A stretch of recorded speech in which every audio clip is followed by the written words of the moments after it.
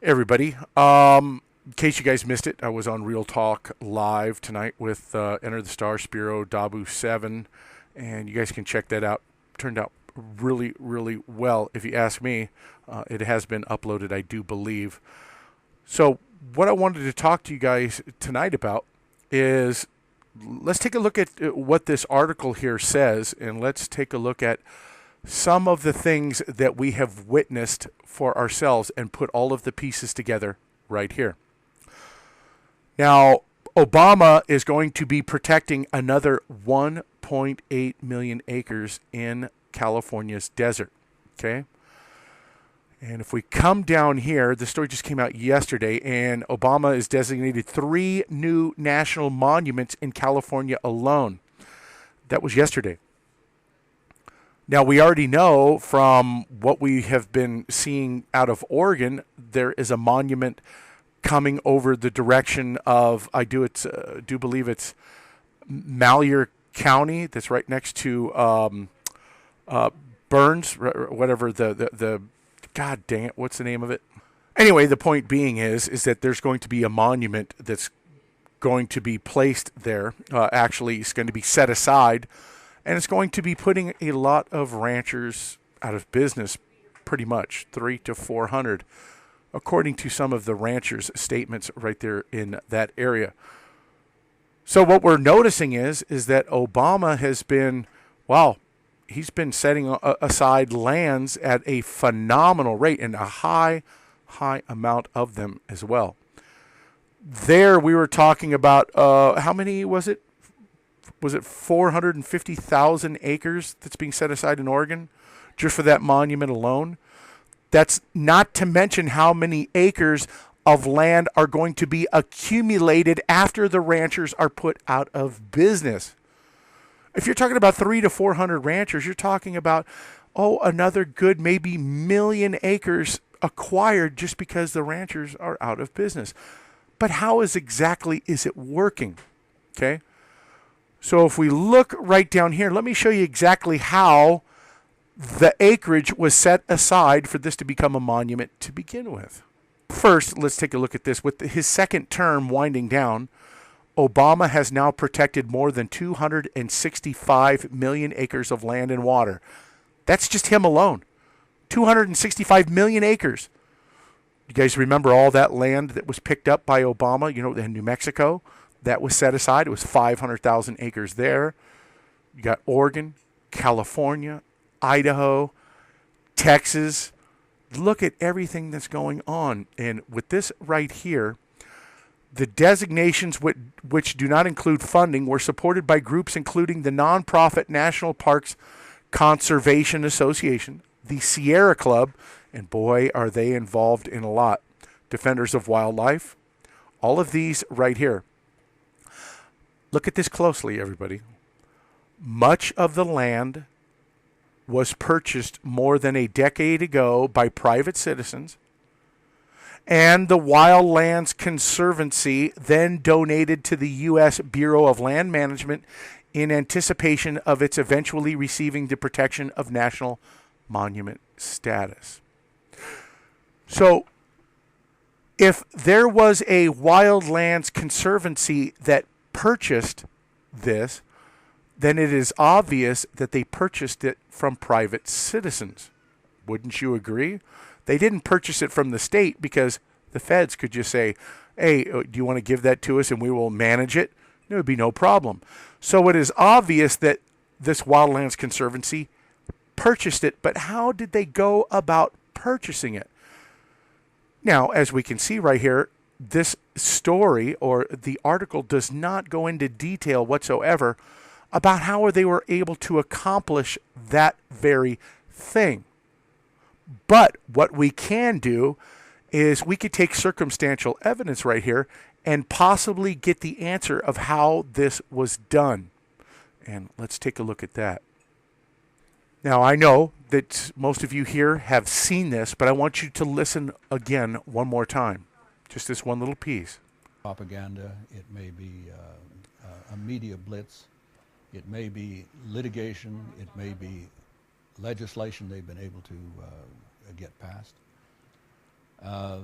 the agencies will respond to that and then start regulating the rancher in a way that it becomes impossible for the rancher to make a living.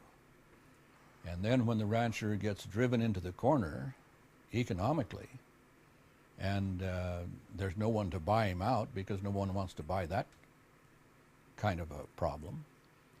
And so then here comes another environmental group, usually called Nature Conservancy or Trust for Public Lands, and they ride in on their white horse to save the rancher from certain destruction and buy him out for pennies on the dollar, and he's lucky if he walks out with a shirt on his back.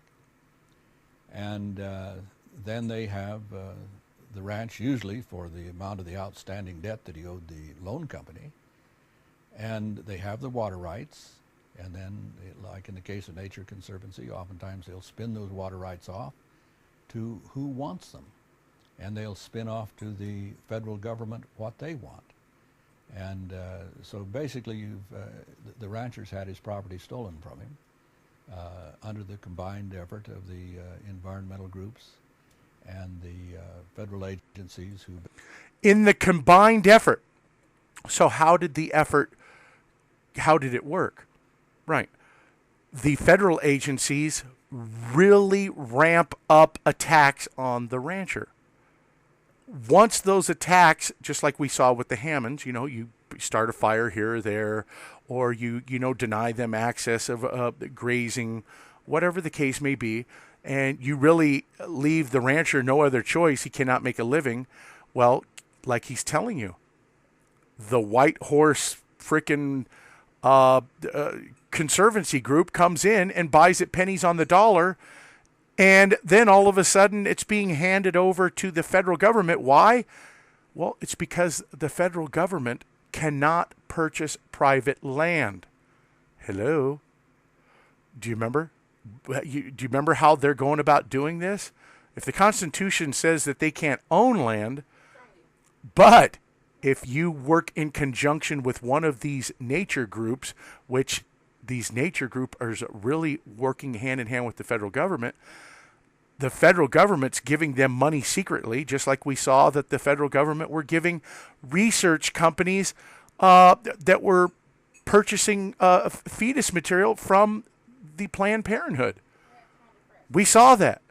That's exactly what's going on right here. The federal government's giving them money, the nature groups.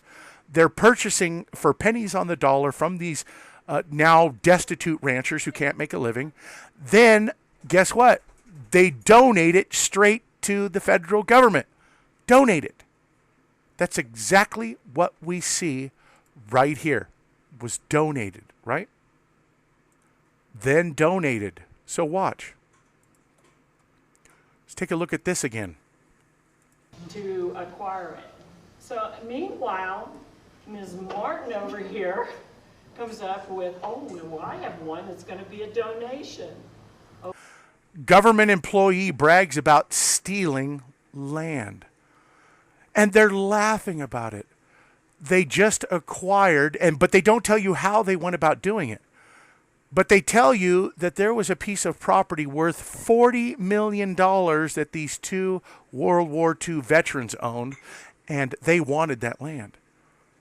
But they didn't want to sell it for less than $40 million. But somehow, this group right here was able to acquire that mine in the land for $2.5 million. How do you think that they went about rooking them all the way down to that amount of money? And she goes on to state right here that this lady was able to achieve a land that was donated to them. And I do believe this group here is from the Fish and Wildlife Service, if I remember correctly.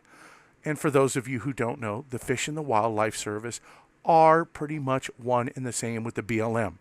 Both of them agencies that are being right under the leadership of the Department of the Interior. So there you have that. Now, one last thing.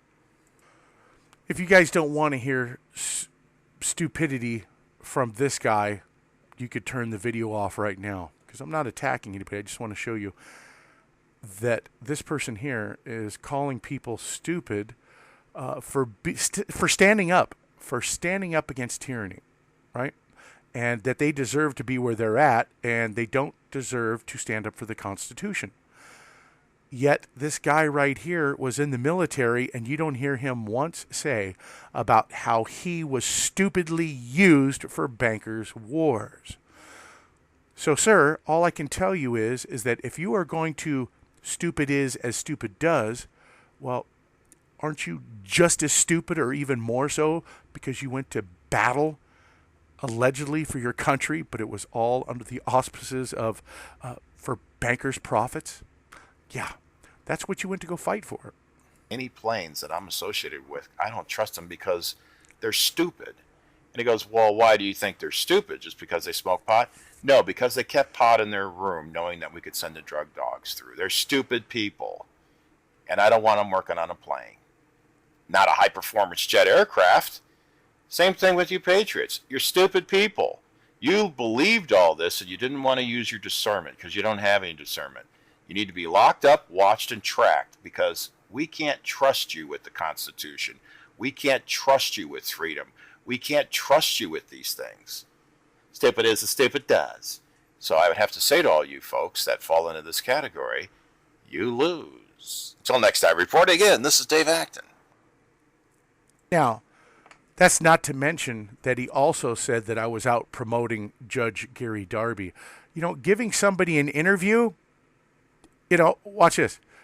If Geraldo Rivera was interviewing white supremacists and he had a chair thrown in his nose and he was interviewing them, does that mean that he's promoting them? I gave him an interview and now I am promoting Gary Darby? It was nothing more than an interview, dude. Just calm your britches. And if you're going to call anybody stupid, start looking at yourself at how you were used by your own government to go fight their wars, their bankers' wars for them. That shows how much discernment that you used. Thanks, everybody.